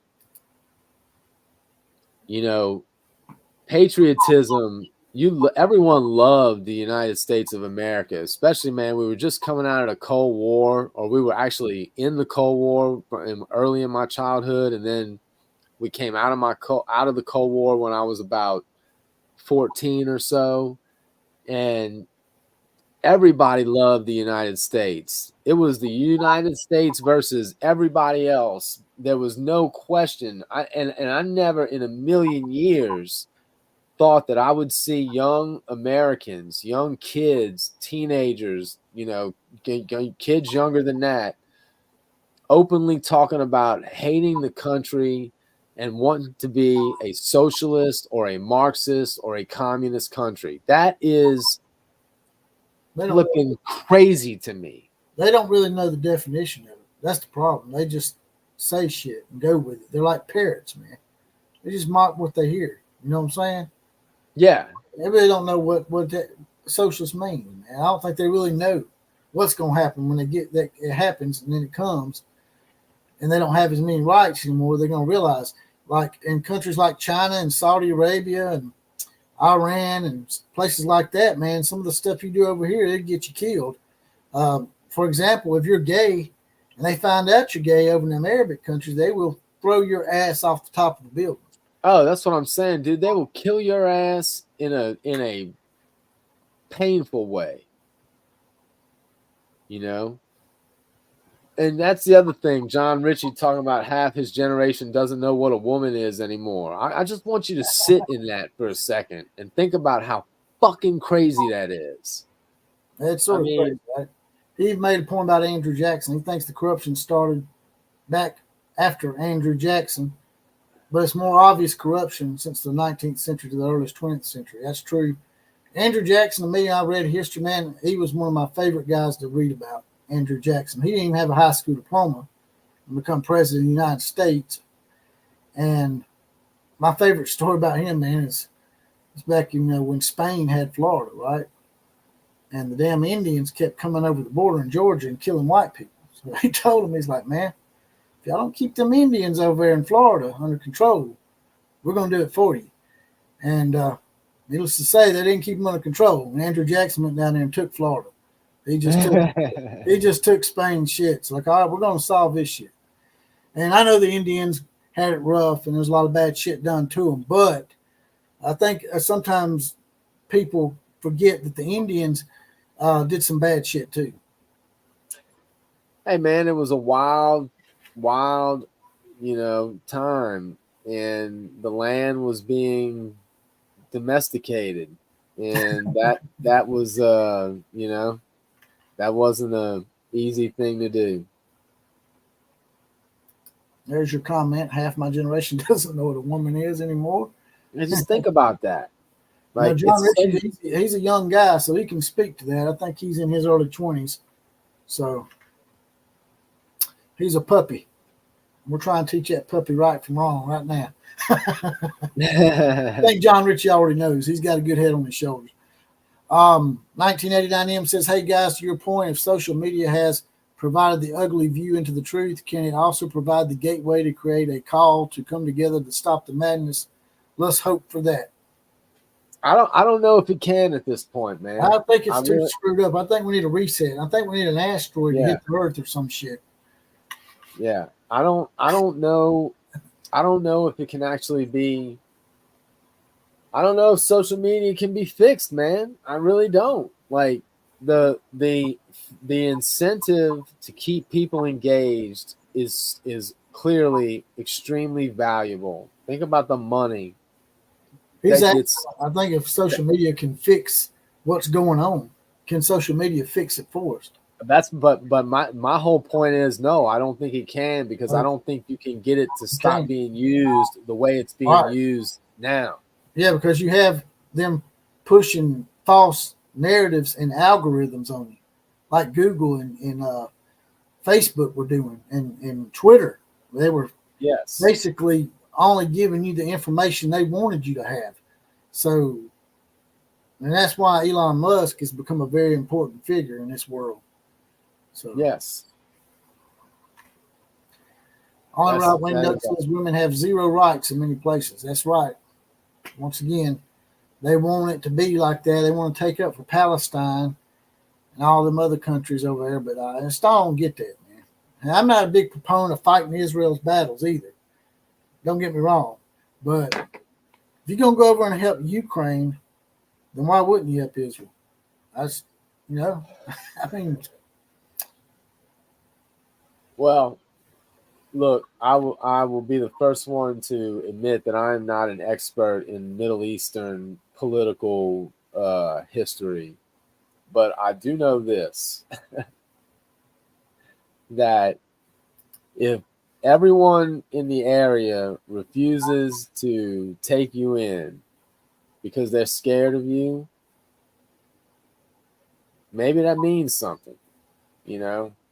And I find it hard to believe that Israel, I mean, it does seem like Israel fights back when they get messed with, you know? And I don't know that, I just don't know that, I feel like if you could guarantee that you could get the other side to stop attacking Israel, I don't think Israel would ever attack the other side.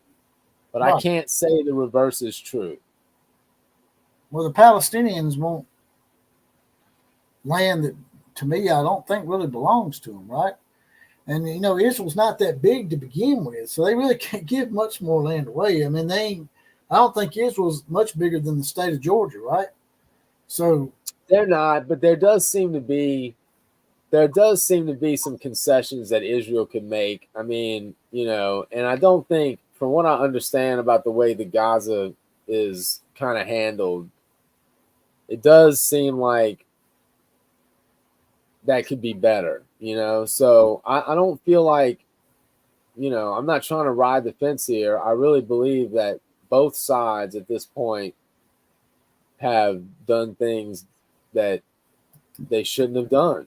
But one side seems to be worse to me, And by the way, I'll say this too. I fully concede the fact that there are plenty of Palestinian citizens that I'm sure are just regular people that just want to live, But at a certain point, man, like, it's on them to do something about that element within them that is clearly fucking crazy. You know what I'm saying? And there's no two ways about that. Right. So, at the end of the day, there's a maybe it's a minority, but there's a section of those people that just seem hell bent on killing people. That's just what it seems like. Maybe I have that wrong, but that's what it seems like. Fred Bagley sort of makes a good point about the Indian thing that I was talking about earlier. A lot of people don't realize that the Indians fought and conquered each other before we even got here. So that's happened throughout the history of the world. People conquer other people, countries conquer other countries, but for some reason the United States gets railed on and made out to be evil because we come over here and took over when the Roman Empire done the same shit. But also think about this too. I mean, it's not like they did a lot of great things. This country that came over and supposedly stole this land. Like, there's a good point to be made about, well, whose land was it? Because the Indians were stealing land from each other constantly. So whose land was it even for them? Exactly. And the reality is that when we took over this land, we created the world's superpower. That's right. It wasn't that long ago when this country didn't even exist, and we lead the world. So the one thing that you can say is it's not like we didn't do anything with what we took. Yeah, I mean, we showed them a lot of things too. I mean, they didn't know what guns were. They didn't know what horses were. They didn't know you could ride a horse until. But I will say, man, to be fair, some of the things that happened to the Native Americans were Oh, sure. were Well, I was fucked just up. saying that, like he's saying, they done some bad shit too. This wasn't just all about the evil white man. You know what I'm saying? It was evil on both sides. That's what people need to realize. It has nothing to do with your skin color. It has nothing to do with that. That's what they try to make it about. It has to do with the person, man. That's the evil side, is the person, not the skin color. Blood on both sides, yeah, for sure. Well, I could get into some other topics too, but I don't want to alienate everybody. We haven't had too big of a drop off here, so we might want to just keep it. Yeah. Well, I'm fixing to get out here anyway. We're almost at the 2-hour mark. I appreciate you coming on short notice. Yeah, man. I had a great time tonight, dude. I'm glad you had me on, man. Otherwise I was gonna be sitting on the couch twiddling my damn thumbs. It's about to be freezing. It done a lot better than I thought it would. I promise you that. I might start doing this on a regular. Because nobody else. I like the late night. It's not really that late at 9:30. So no. So people still winding down a little bit and catch a little something before you go to bed or go to the bar or whatever. It's always cool hanging out with the Outlaw Posse. Oh yeah, that chat room pushes the topics and it helps us talk about stuff, and we don't run out of shit to talk about. So there's people up in here. Shit. So y'all have a good night, man. I'll be in touch, dude. All right, brother. Take care. Later. That was the consummate Oklahoma booster, the Killer Breeze. Now I'm fixing to get up out of here too, unless y'all have some more questions for me. And do y'all have any ideas for topics in the future? And when would you like for me to do another live stream? If y'all got anything like that to drop in the comment section real quick, I'll address it. You want to push it to the top and give me a little donation before you go, that'd be great too. I can read it out a lot quicker because it'll highlight it and I can read your comment. A little money donation bottle, a little round circle around the money dollar sign down there. I can't even talk. Click on that, write your comment out, then hit send. Click it the second time, hit the send button, and then it'll highlight it, and I can read your comment out if you want to make one real quick before I get up off of here. That might be a good idea, Big Cojones Kelly. But I've been requested by numerous people on here to touch on politics just for the hell of it, to see how good it would go. And it seems like it went rather well. So we might have to start us a separate political podcast, or at least a separate political live stream like we did tonight for a short period of time, for about, I guess, 20, 30 minutes of the podcast. All right, brothers and sisters, I'm going to get out of here. If you don't mind, like, share, comment, and subscribe to the channel. If you hadn't subscribed already, please do. All that stuff's free. And the big important thing, if y'all could, I know a lot of people say they will, but they never do. And this is free too. Just please share me out to all your friends, and let's get this party crunk. KMCA to all the other teams. Class is officially Dismissed.